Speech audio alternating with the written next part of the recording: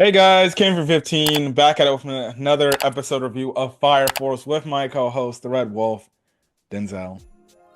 And we finally back talking Fire Force. They finally defeated that weird looking woman. Yeah, but not after so much struggling. Yes, and cooking items on asses.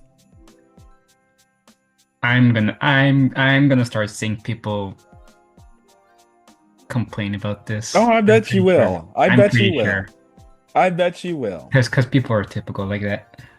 They're pretty Now predictable. listen, that was a beautiful ass shot right there, if I do say At, so. at, at least she's not constantly getting abused. And see, I loved how in this episode they used the fan service, pulled it off the pull off the pants trope, legitimately for an actual good reason. That woman was using magnetic force, and they were affecting the belts, so Hmm. they can't get mad. They can't get mad. I'm gonna change my camera because I'm lagging a bit. Hold on. There we go. See, when I'm in this double mode, my camera moves fine. Awesome. Anyways, I'm I'm still in my wanted. I'm PJs. wanted. I'm Anyway, still I'm still in my PJs. well, let's make this video fast so I can go get my pizza. Anyways, we pick up where we last left off. Obviously, you know what, Tamaki and Maki were all dealing with this gold-handed freak, and they didn't know what to do because basically she was using telekinetic powers or something like that. Now we get explained what happens, right?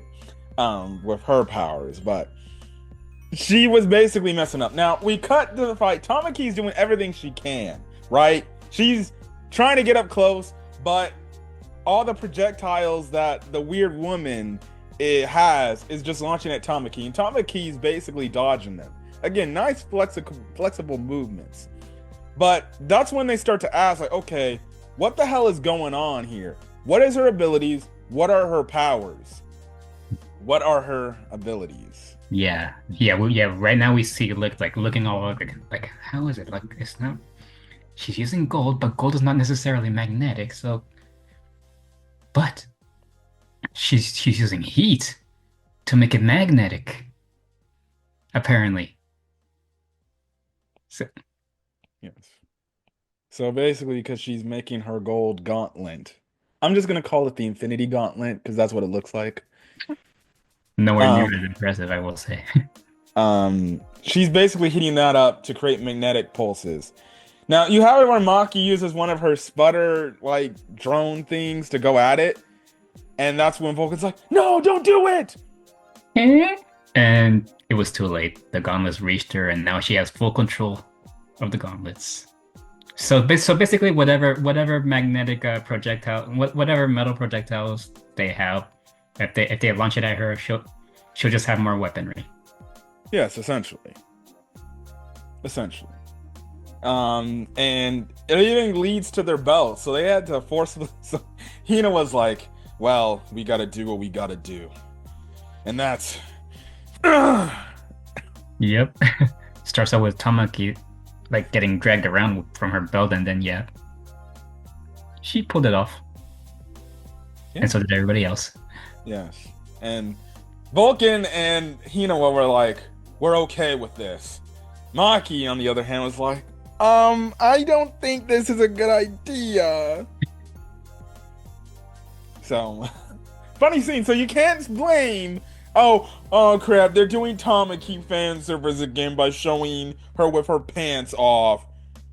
Tough shit. Yeah, they can't do it, but I'm pretty sure people are still gonna do it.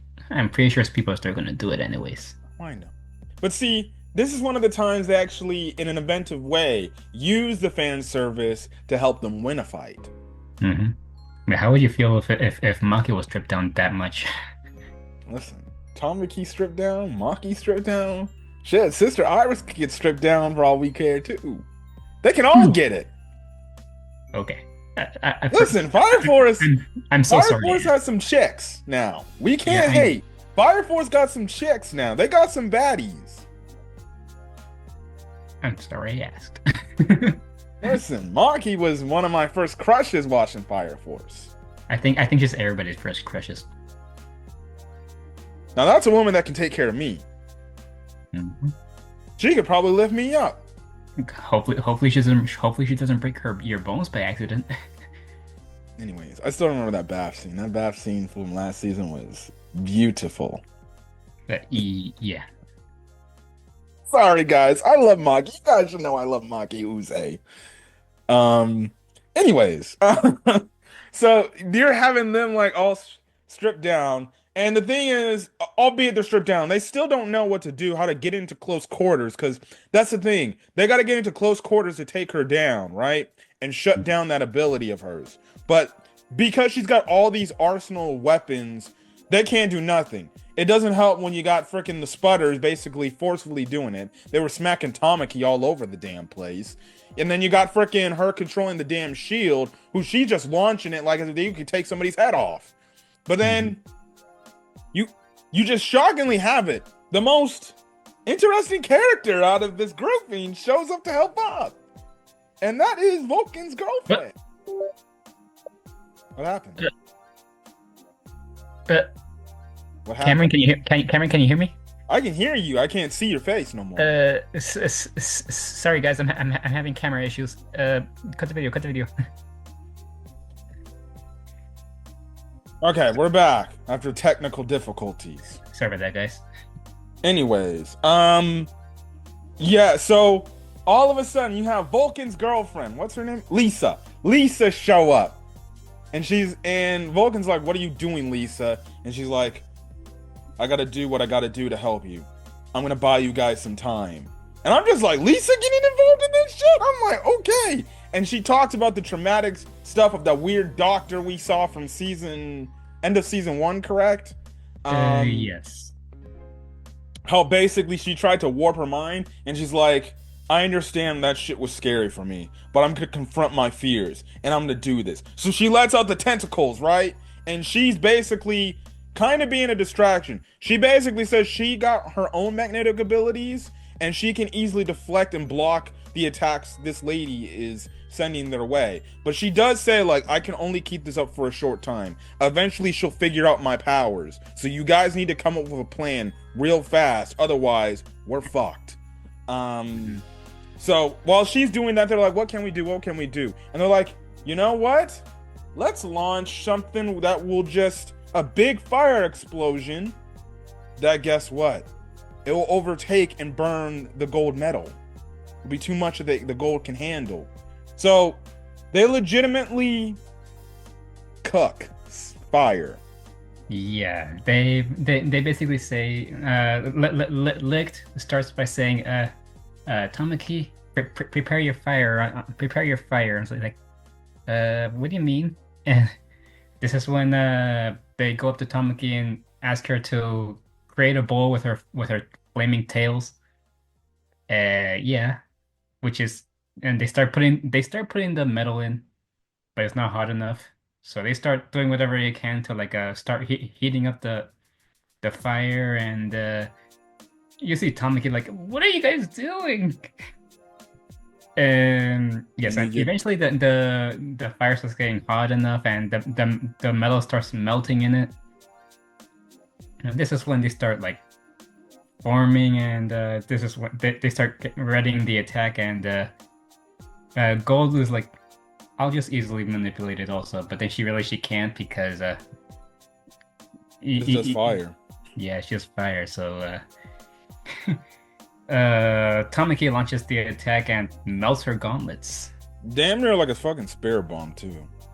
Mm-hmm. So And go ahead. yeah, and just goes like, now, and this is bang.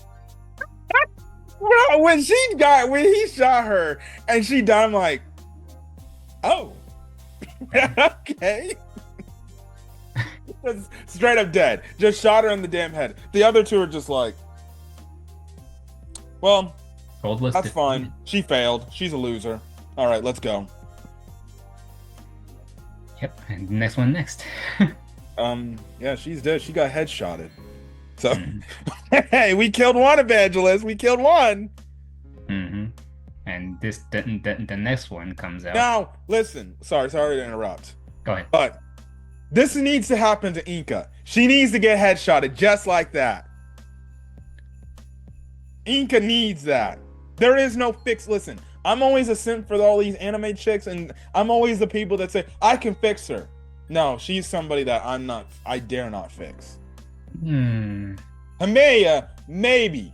But even then, she's crazy too. Hmm. So honestly, when it comes to cult people in general, I don't think you can fix them. That's the guy something for Quinella. Well, Canal's hot, Yeah, but can you really fix her? but she's not a cult leader. Integrity Knights. Trying to create a almost too perfect world. I'd say it's pretty cultish.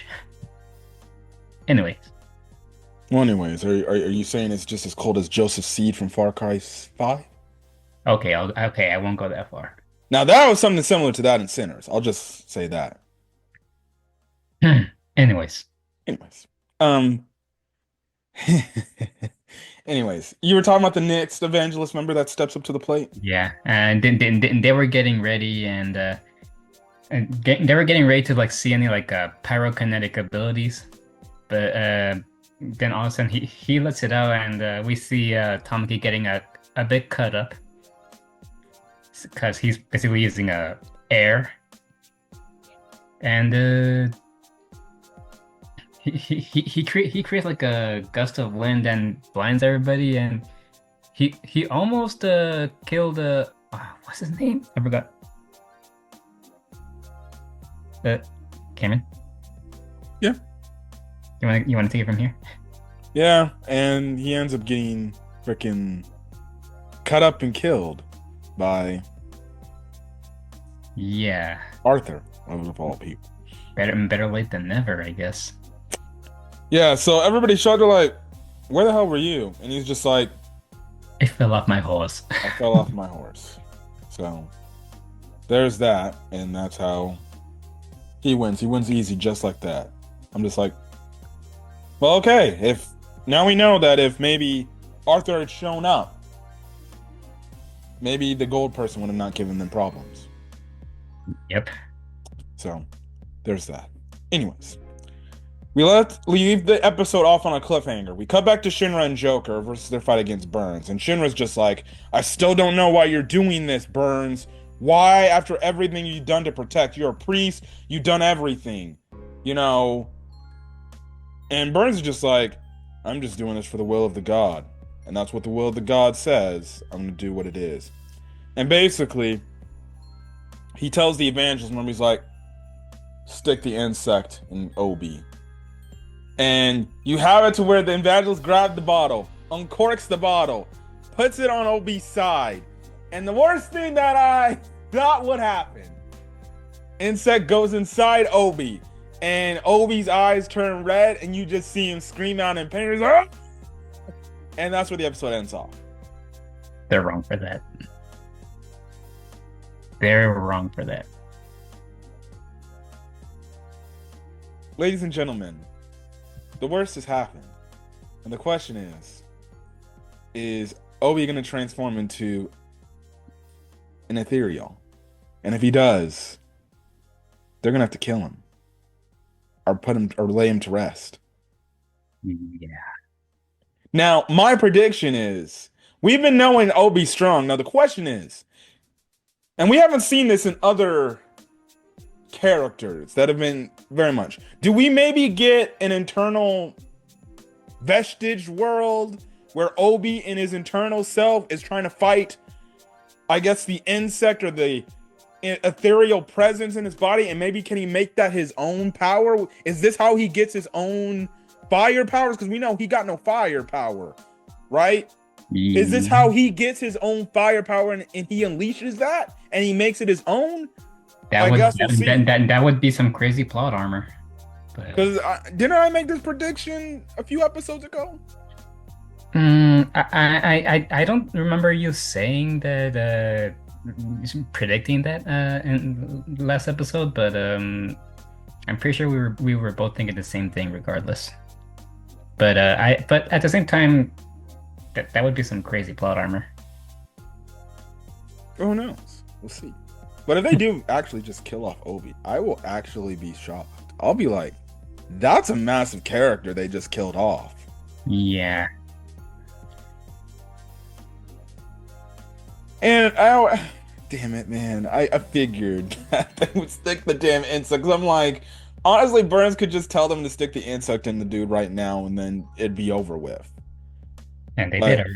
And he the did. insect is in there, so we don't know what's gonna happen to Captain O. We gotta wait till next Friday. And the worst part is next Friday, I gotta work games. Again? And it happened again to my friend. I'm back, I'm back, I'm back. I don't know what's happening right now.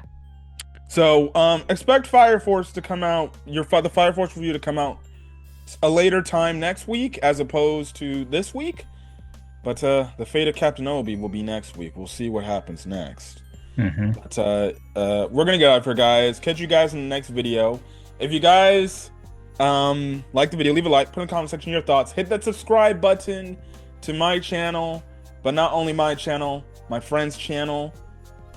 I'll leave the link in One the more description subscriber below. to go. One more subscriber to go. I don't know why it's so hard to just get one more subscriber, but one more Because subscriber to go, guys. unsubscribes to subscribe, but only to unsubscribe and do that. It's okay. That's what happens. It's happened to me. I was like 800. I was good to 893, and then people unsubscribe, and it drops back to 900, 890. At least you made it past 800. Yeah, right now I'm stuck in there. So please hit the subscribe button, guys. Please hit the subscribe button. We're trying to get it out. I don't know. Anyways, Zenless Zone Zero content is still coming on the channel. I have like probably like 6 or 7, I think 10 videos that are already pre-scheduled to release. They're all coming out at 7:30 a.m. Pacific Standard Time. So if you live in the West Coast, well, I apologize for making you get up early to watch my video. If you're in the East Coast, well, you could be on your fucking lunch break for all I care. But I have scheduled stuff. I know what's scheduled is basically the first half of the epilogue. I gotta render the videos of the second half of the epilogue, and by then, thank Christ, I'll be caught up with the story mode for Zenless Zone Zero on the channel. We gotta talk about if we're gonna do a Vivian pull video together. I don't know. We'll have to see. That's the thing. That's the thing. I want to. I just don't know how you're gonna be able to show my screen. The only thing I could do is like, I see on my editing app. I gotta see if I can be able to put 2 videos on one screen. I don't know how to do that shit. That means you would have to record your shits and send it over to me, but it's hard to do that because. Yeah. Well, I actually, mean, no, you won't. You would have to download the freaking video and then just video file and email to me. That is if they'll allow you to email it to me, because typically I think emails don't allow big video files to do that. yeah. Well, up to this point, I've been doing just fine with the editing, so I think I'll be able to manage. But But then again, it could be the type of thing where, well, that would be like double plus editing shit. But they would have to be like, and when I mean editing, I would have to actually like go in, cut the clips of the summoning, add maybe your video, cut that part. You get what I mean? If we do yeah, that video, if we yeah, do that video, the editing process might be fucking long for us. yeah, and the placing of it also is gonna be. Anyways, you get what we mean, guys. So yeah, I guess this is we're gonna call it quits, right? So Yeah, I gotta go pick up my pizza in this rainy ass yeah. weather. I gotta go eat something else also. Well, you probably go take a shower.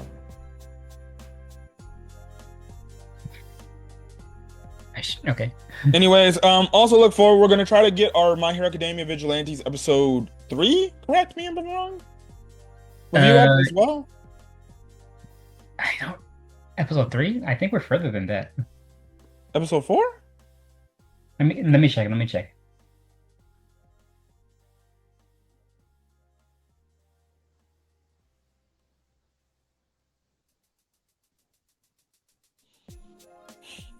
If you want, you can cut the video. I'm just gonna check, but Yeah. All right, guys. We're gonna get out of here. Catch you guys in the next video. So then, guys. Peace.